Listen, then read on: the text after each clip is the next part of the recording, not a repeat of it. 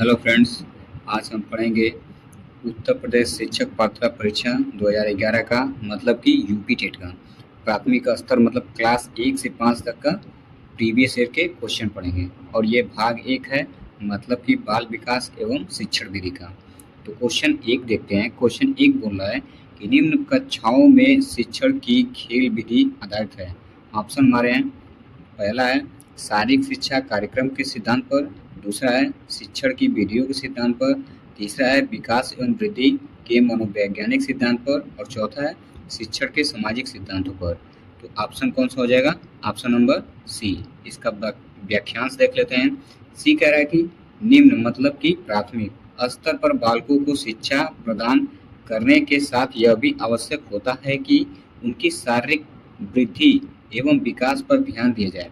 इसके लिए सबसे सर्वोत्तम विधि खेल विधि है। क्या है? खेल विधि है, क्योंकि खेल विधि वृद्धि एवं विकास वृद्धि एवं विकास के मनोवैज्ञानिक सिद्धांत पर आधारित होती है। किस पे? वृद्धि एवं विकास के मनोवैज्ञानिक सिद्धांत पर आधारित होती है। ठीक है। क्वेश्चन नंबर 2 देखते हैं। क्वेश्चन नंबर 2 बोला है कि डिसलेक्सिया संबंधित है। डिसलेक्सिया संबंधित है। ऑप्शन ए है मानसिक विकार से, बी है गणितीय विकार से, सी है पठन विकार से, और डी है व्यवहारिक विकार से। ठीक है। तो ऑप्शन कौन सा हो जाएगा हमारा? सी, पठन विकार से। सी के व्याख्यांश देख लेते हैं। डिसलेक्सिया एक पठन संबंधित विकार होता है जिसमें बालक को अक्षरों को पहचानने में कठिनाई होती है। क्या होती है? अक्षरों को पहचानने में कठिनाई होती है तथा उनका अधिगम बाधित होता है। इस विकार को दूर करने के लिए इस विकार को दूर करने के लिए शिक्षक को मौखिक कार्य एवं पर्याप्त अभ्यास पर बल देना होता है। यही क्या है? डिसलेक्सिया के पठन कार्य। ठीक है। क्वेश्चन नंबर 3 है कि विशेष रूप से जरूरतमंद बच्चों की शिक्षा का प्रबंध होना चाहिए। किससे? दूसरे सामान्य बच्चों के साथ, विशेष विद्यालयों में विशेष बच्चों के लिए विकसित विधियों द्वारा, विशेष विद्यालयों में और विशेष विद्यालयों में विशेष शिक्षकों द्वारा। तो ऑप्शन कौन सा होगा? दूसरे समान बच्चों के लिए। ऑप्शन नंबर ए, दूसरे समान बच्चों के साथ। ठीक है। तो ए का व्याख्यांश देख लेते हैं।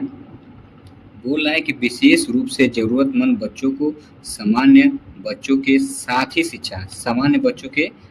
शिक्षा देने का प्रबंध करना चाहिए ताकि अपनी आवश्यकताओं या जरूरतों की पूर्ति के साथ साथ वे सामान्य बच्चों के क्रियाकलापों में भी प्रभावित होते रहे, ताकि भविष्य में सामान्य वातावरण के साथ अपने आप को समायोजित कर सकें। क्या लिखा है? ताकि भविष्य में सामान्य वातावरण के साथ अपने आप को समायोजित कर सके। ठीक है। क्वेश्चन नंबर 4 देखते हैं। क्वेश्चन नंबर 4 बोल रहा है कि अधिगम के प्रक्रम में अभिप्रेरणा है। क्या है? ऑप्शन देख लेते हैं। पहला है कि सीखने वालों की स्मृति को तेज बनाता है, दूसरा है पुराने अधिगम से नए अधिगम को विभेदित करता है, तीसरा है एक दिशीय रूप से सोचने में सीखने वाले को प्रस्तुत करता है, और चौथा है नए सीखने वाले में अधिगम के लिए रुचि का सृजन करता है। तो सबसे सटीक ऑप्शन कौन सा है? ये 4 नंबर है। क्या? 4 नंबर, नए सीखने वाले के अधिगम के लिए रुचि का सृजन करता है। इसका व्याख्या देख लेते हैं। अधिगम प्रक्रम में अभिप्रेरणा का महत्वपूर्ण स्थान है। अभिप्रेरणा के माध्यम से सीखने वाले में अधिगम के प्रति रुचि उत्पन्न किया जा सकता है जो अधिगम को प्रभावित बनाता है। अधिगम के प्रक्रम में रोचकता को बढ़ाने के लिए अभिप्रेरणा का प्रयोग करना चाहिए ताकि बच्चों में अधिगम के प्रति रुचि एवं उत्सुकता बढ़ती रहे। क्या? अधिगम के प्रति रुचि एवं उत्सुकता बढ़ती रहे। अगला क्वेश्चन देखते हैं।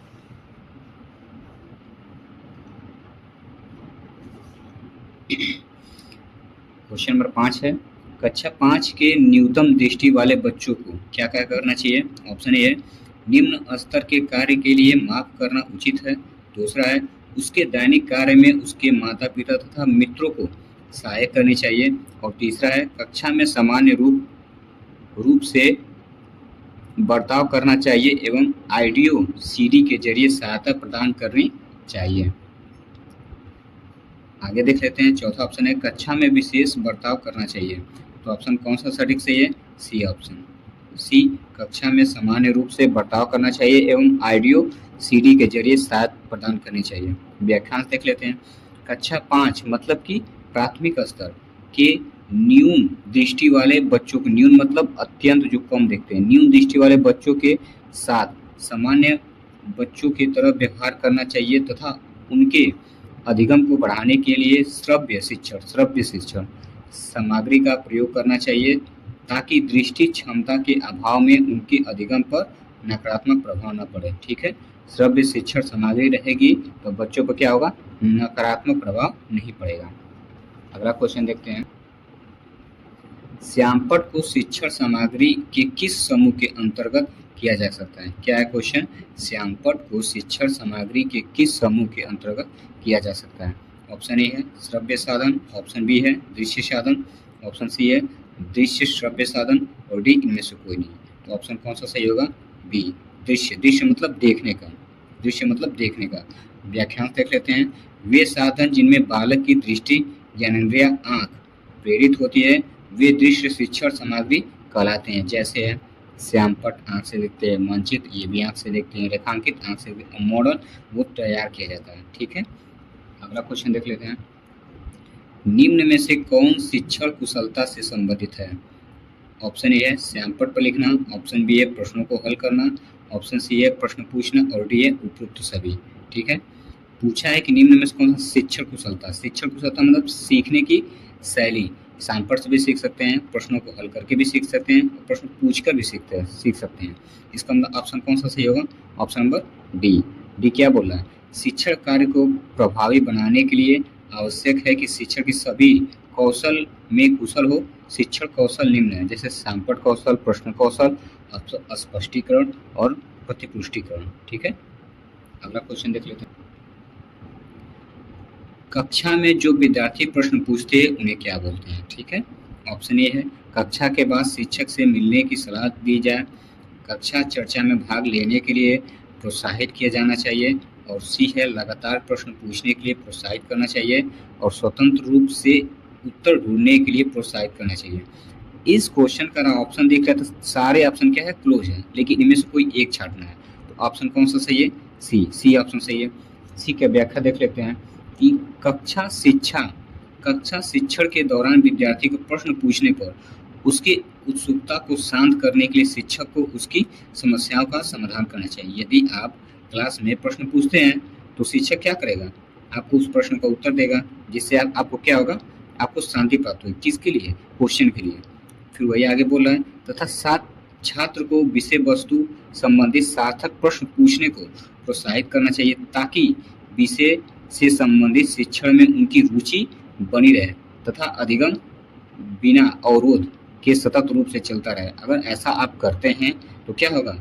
सार्थक प्रश्न पूछने से प्रोत्साहित होते हैं, और प्रोत्साहित होने से क्या होता है कि हमारी जो कला शैली है, पूछने की शैली है और समझने की शैली, वो क्या होती है? अधिगम बिना अवरोध मतलब बिना रुकावट के सतत रूप से क्या रहता है? चलता रहता है।